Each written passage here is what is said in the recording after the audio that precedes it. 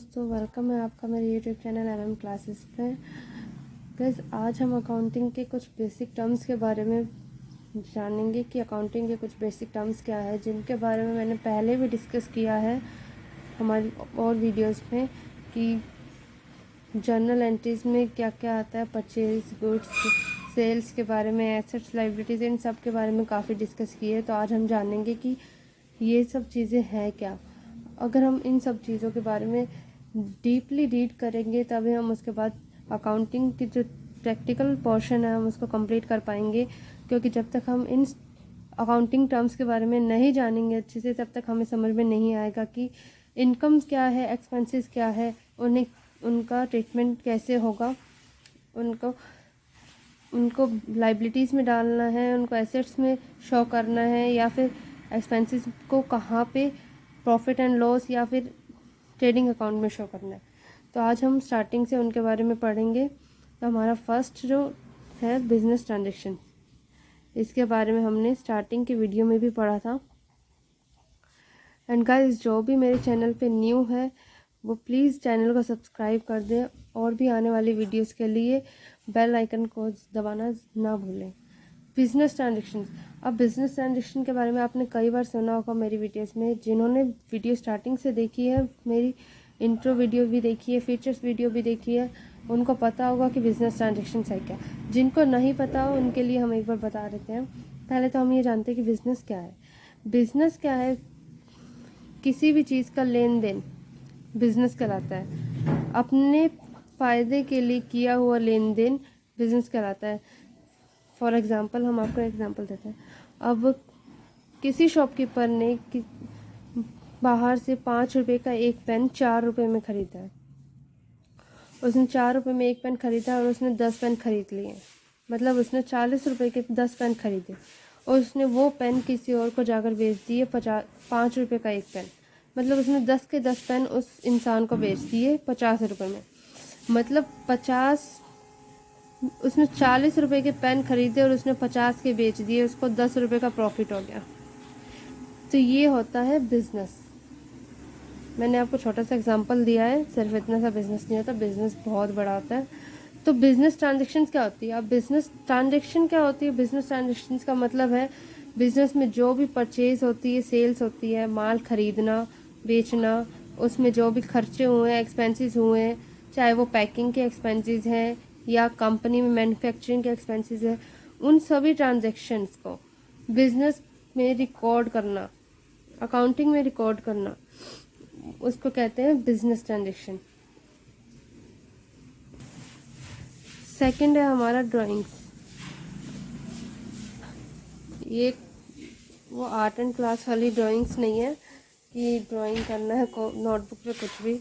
ये ड्राइंग्स, यहाँ ड्राइंग्स का मतलब है अगर बिजनेसमैन खुद के पर्सनल यूज़ के लिए, चाहे वो गुड्स यूज़ कर रहा है बिजनेस में से, या कैश यूज़ कर रहा है, या वो बिजनेस की एसेट्स को drawings as a personal use कर रहा है, तो उसे कहते हैं ड्राइंग्स। अब जैसे किसी बिजनेसमैन ने कंपनी के गुड्स में से 10,000 रुपीज़ का गुड्स खुद के पर्सनल यूज़ के लिए निकाल लिया, मतलब घर के लिए या खुद के लिए, तो वो क्या हो जाएगा? ड्राइंग्स हो जाएगा। और ड्राइंग्स का ट्रीटमेंट हम कैसे करते हैं अकाउंटिंग में? ड्राइंग्स को कहाँ शो किया जाता है? तो मैं आपको ओरली बता देती हूँ। ड्राइंग्स को हम कैपिटल में जाकर माइनस कर देते हैं, डिडक्ट कर देते हैं, क्योंकि ये कंपनी की लाइबिलिटी है। एंड थर्ड क्या है? कैपिटल। कैपिटल क्या है? अभी हमने रिसेंटली ड्राइंग्स के बारे में पढ़ा, तो कैपिटल के बारे में भी पढ़ लेते हैं। कैपिटल का मतलब है बिजनेस में लगाया गया पैसा या फिर कोई प्रॉपर्टी, एसेट्स या गुड्स। अगर बिजनेस में हम कैश लगा रहे हैं, कैश इन्वेस्ट कर रहे हैं, तो ऑब्वियसली उस कैश से हम फर्नीचर भी परचेज करेंगे, एसेट्स भी परचेज करेंगे। जो हमें माल खरीदना है, या तो हम पहले से ये ना प्रिपेयर्ड गुड्स परचेज करेंगे या फिर हम रॉ मटेरियल परचेज करेंगे।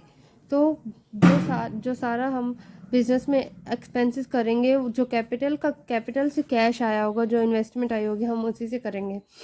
तो क्या होती है, हमारी कैपिटल होती है। अगर कोई बिजनेसमैन कैपिटल से मतलब खुद से अगर कोई वो फर्नीचर अगर अपने बिजनेस में लेकर आ रहा है तो वो भी उसकी कैपिटल है। अगर वो कोई मशीनरी अगर खुद से यूज़ कर रहा है, अगर बिजनेस के पैसों में से वो मशीनरी नहीं ला रहा अलग से, तो वो भी उसकी कैपिटल ही है। कैपिटल के बारे में हम और ज़्यादा नेक्स्ट वीडियोस में पढ़ेंगे। फोर्थ है हमारा गुड्स के बारे में जैसे आपको अभी बताया। गुड्स क्या है, गुड्स को खरीदना। गुड्स का क्या किया जाता है, पर हम किसी से गुड्स परचेज करते हैं, किस लिए करते हैं, ताकि हम उसको रीसेल कर सके, आगे किसी को सेल कर सके।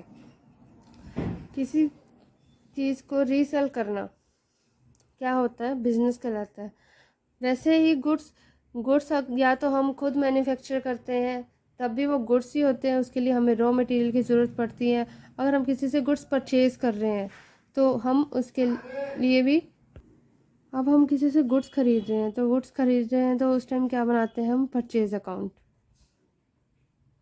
परचेज गुड्स करते हैं। तो अगर हमने उन गुड्स को है ना रीसेल कर दिया, किसी कस्टमर को सेल कर दिया, अपने एक्सपेंसेस को ऐड करके कि किसी चीज़ को हम सेल कर रहे हैं, तो हम इसके लिए क्या बनाते हैं, सेल्स अकाउंट। परचेज अकाउंट और सेल्स अकाउंट के बारे में हम आगे पढ़ेंगे कि परचेज एंड सेल्स अकाउंट कैसे प्रिपेयर किया जाता है और क्या डेबिट होता है, क्या क्रेडिट होता है।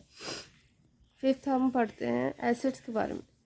एसेट्स के बारे में आपको रिसेंटली बताया था मैंने कल, बैलेंस शीट में एसेट्स शो की जाती है, लाइबिलिटीज़ एंड एसेट्स। तो एसेट्स क्या होती है, हमारी जो कंपनी में इन्वेस्टमेंट की जाती है, कंपनी की जो इन्वेस्टमेंट होती है उन्हें एसेट्स कहा जाता है।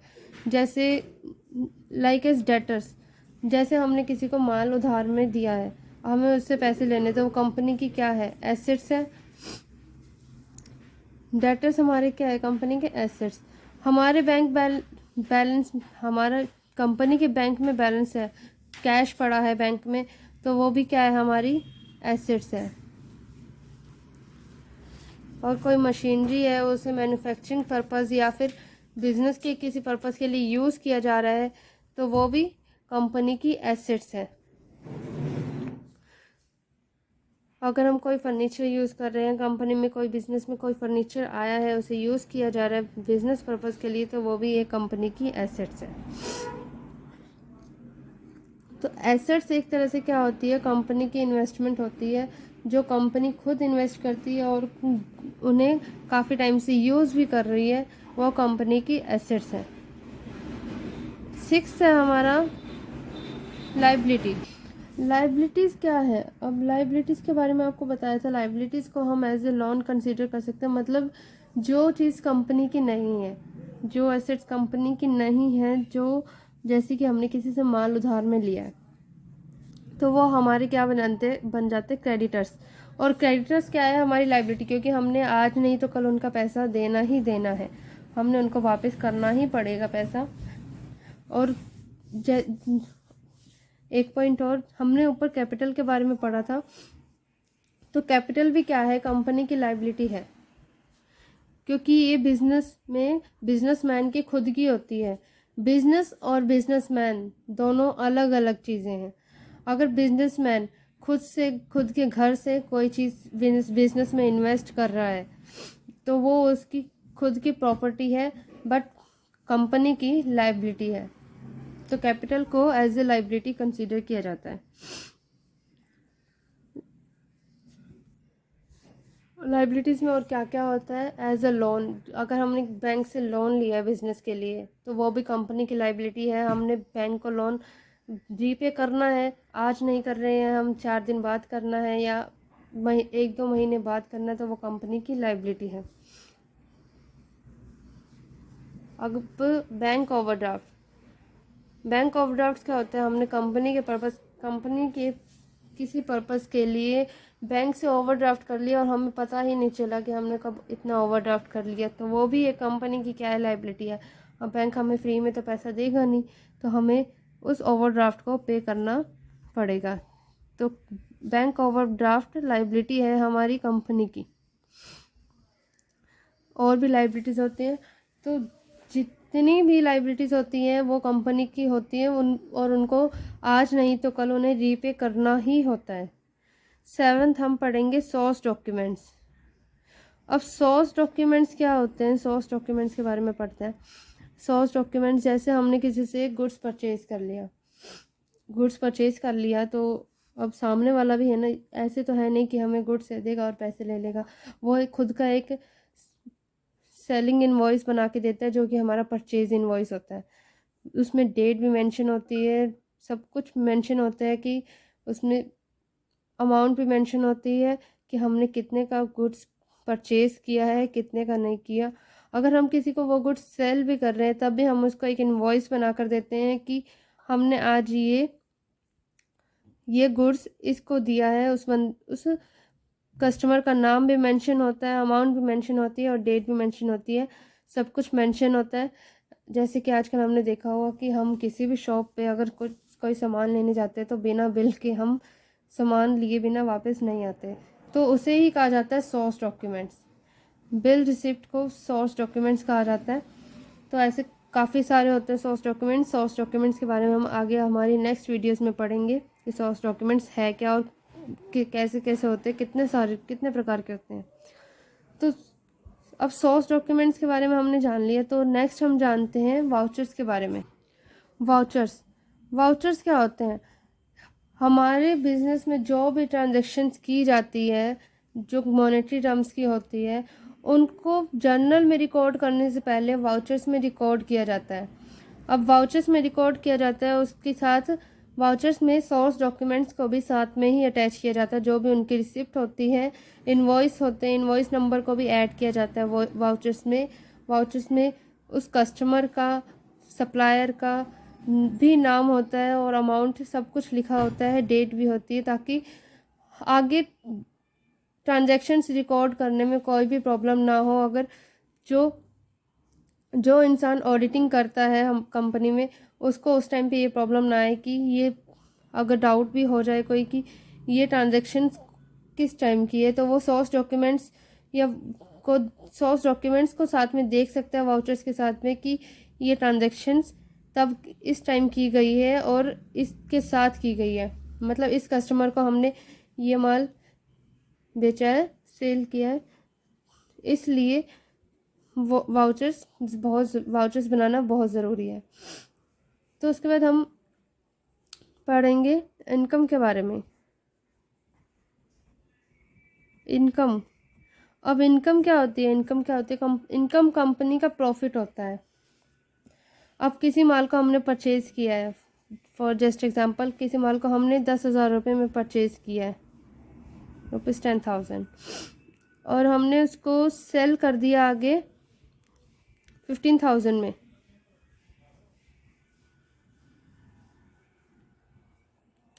अब हमने किसी गुड्स को परचेज तो किया 10,000 में और सेल कर दिया 15,000 में, मतलब ये गुड्स की कॉस्ट हो गई और ये रेवेन्यू। मतलब टोटल रेवेन्यू का मतलब क्या होता है? हम उसमें जो कॉस्ट होती है हम उसमें एक्सपेंसेस को ऐड करके जितने भी हमारे खर्चे होते हैं सब जो हमने उस गुड्स पे लगाए होते हैं उनको ऐड करके ही हम सेल करते हैं प्रोडक्ट को। तो कॉस्ट तो 10,000 और रेवेन्यू 15,000 है, तो इनकम हमारी कैसे आती है?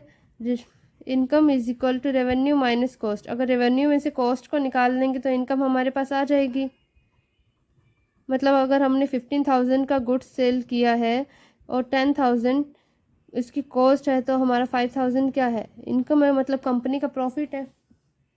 और इनकम सिर्फ यही नहीं होती कि गुड्स को सेल करना, इनकम्स और काफ़ी टाइप से होती है। जैसे हमें बैंक से इंटरेस्ट मिला है या कमीशन रिसीव हुआ है, काफ़ी सारी इनकम्स होती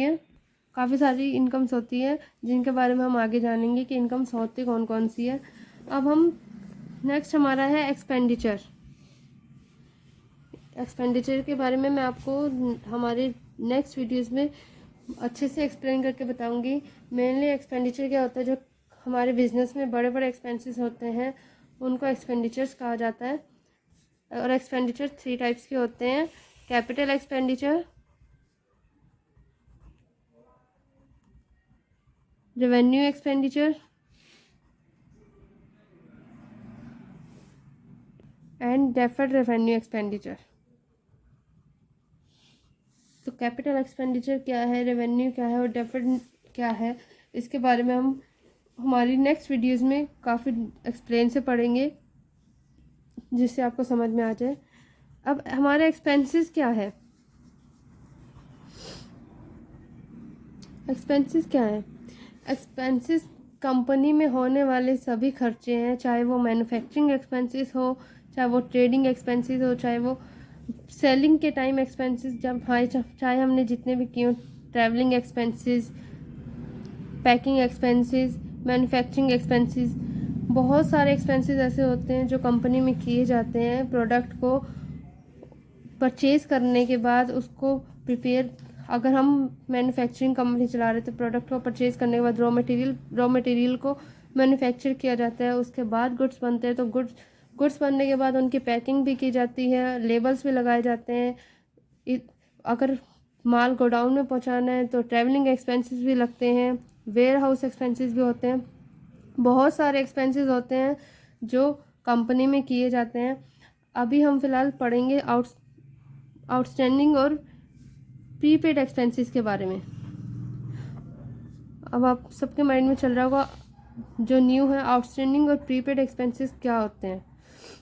आउटस्टैंडिंग एक्सपेंसेस को हम ऐसे समझ सकते हैं, N expense which is due but not paid.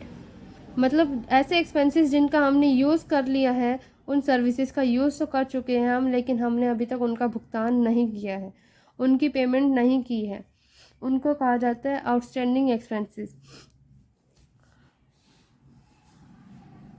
N expenses which is due but not paid, मतलब जिनको हमने यूज़ तो कर लिया है उन एक्सपेंसेस को, लेकिन हमने अभी तक उनका भुगतान नहीं किया है। जैसे कि हमने इलेक्ट्रिसिटी, फॉर एग्ज़ाम्पल, हमने इलेक्ट्रिसिटी इस साल यूज़ कर ली है, हम 6 मंथ्स एक्स्ट्रा यूज़ कर लिए, बट हमने अभी तक उसका बिल पे नहीं किया है। तो नेक्स्ट ईयर जब बिल आएगा तो हमें उसका बिल पे करना पड़ेगा। वी हैव टू पे दैट बिल। मतलब हम किसी भी चीज़ को फ्री में यूज़ नहीं कर सकते हैं, तो वो हमारे एक्सपेंसेस क्या हो जाते हैं, तो वो हमारा इलेक्ट्रिसिटी का बिल क्या हो जाता है, आउटस्टैंडिंग एक्सपेंसेस बन जाता है। उसको हम क्या नाम दे देते हैं, आउटस्टैंडिंग इलेक्ट्रिसिटी बिल। मतलब जो चीज़ हमने यूज़ तो कर ली है बट उसका भुगतान नहीं किया है सर्विस का। अब प्रीपेड एक्सपेंसेस क्या होता है, प्रीपेड के बारे में जानेंगे।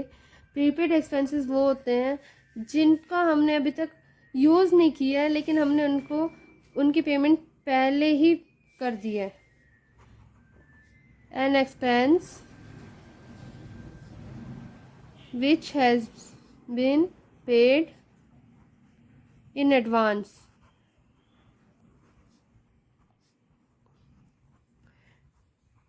Is known as prepaid expenses.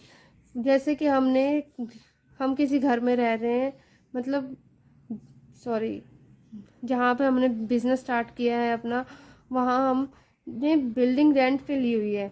अब हमने अगले साल के जो 3 महीने का किराया था, 1 साल का तो हमने किराया दे दिया पहले, और जो हमने अगले साल के 3 महीने का किराया था वो भी हमने एडवांस में पहले ही दे दिया, पहले ही किराया दे दिया। लेकिन हम अभी उन 3 महीनों में हमने उस बिल्डिंग का यूज़ तो नहीं किया, आगे जाके करेंगे 3 महीने में, तो वो हमारा क्या हो जाता है, प्रीपेड एक्सपेंस हो जाता है।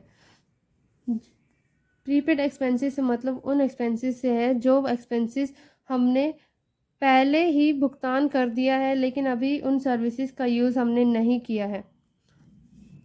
ओके, एंड 12th हम पढ़ेंगे डिस्काउंट के बारे में। डिस्काउंट 2 टाइप्स के होते हैं। डिस्काउंट सबको समझ में आता है, वो डिस्काउंट मिल जाता है किसी भी प्रोडक्ट पे, किसी भी चीज़ पे। तो डिस्काउंट हमारे 2 टाइप्स के होते हैं, trade discount and cash discount. Trade discount जो होते हैं उन्हें कभी भी हम अपने ट्रांजैक्शंस में रिकॉर्ड नहीं करते हैं, जर्नल एंट्री उनकी नहीं होती है, अपने डॉक्यूमेंट्स में रिकॉर्ड नहीं करते हैं। ट्रेड डिस्काउंट कब दिया जाता है, ट्रेड डिस्काउंट कस्टमर को गुड्स सेल करते टाइम पहले से ही 10% या 20% ऑफ दे दिया जाता है, उसे हम ट्रेड डिस्काउंट कहते हैं। और कैश डिस्काउंट क्या होता है, कैश डिस्काउंट का मतलब ये होता है कि अगर जो हमारा पैसा रुका हुआ है किसी के पास, हमने किसी से हमारी पेमेंट लेनी है, किसी को माल दिया है हमने, अगर वो पेमेंट नहीं दे रहा है, उससे जल्दी पेमेंट लेने के लिए हम उसको कैश डिस्काउंट देते हैं। फॉर एग्ज़ाम्पल, अगर हमने किसी को माल परचेज़ कर दिया 20,000 का, अगर वो पेमेंट जल्दी नहीं देता, अगर 1 महीना हो गया, हमने उसको बोलते भाई पेमेंट दे दे, वो पेमेंट नहीं दे रहा है, तो हम उसको ये कह सकते हैं अगर तुम नेक्स्ट वीक तक अगर पेमेंट दे देते हो तो हम तुम्हें 2,000 का कैश डिस्काउंट दे देंगे। वो तुरंत पेमेंट कर देगा, डिस्काउंट के लिए कौन छोड़ता है। तो कैश डिस्काउंट को जर्नल एंट्रीज में रिकॉर्ड किया जाता है। अगर हम किसी को देते हैं या हमें रिसीव भी होता है तो कैश डिस्काउंट दोनों को हम रिकॉर्ड करते हैं, लेकिन ट्रेड डिस्काउंट को हम डॉक्यूमेंट्स में या हमारे बिजनेस के अकाउंटिंग में रिकॉर्ड नहीं करते हैं। गाइस, इसके साथ आज हम यहीं पे ख़त्म करते हैं। नेक्स्ट वीडियोस में हम और अकाउंटिंग वीडियोस के साथ मिलेंगे। तब तक के लिए बने रहिए हमारे साथ और चैनल को सब्सक्राइब ज़रूर कर देना, और सभी वीडियोस के लिए बेल आइकन दबाना मत भूलना। Thank you so much guys.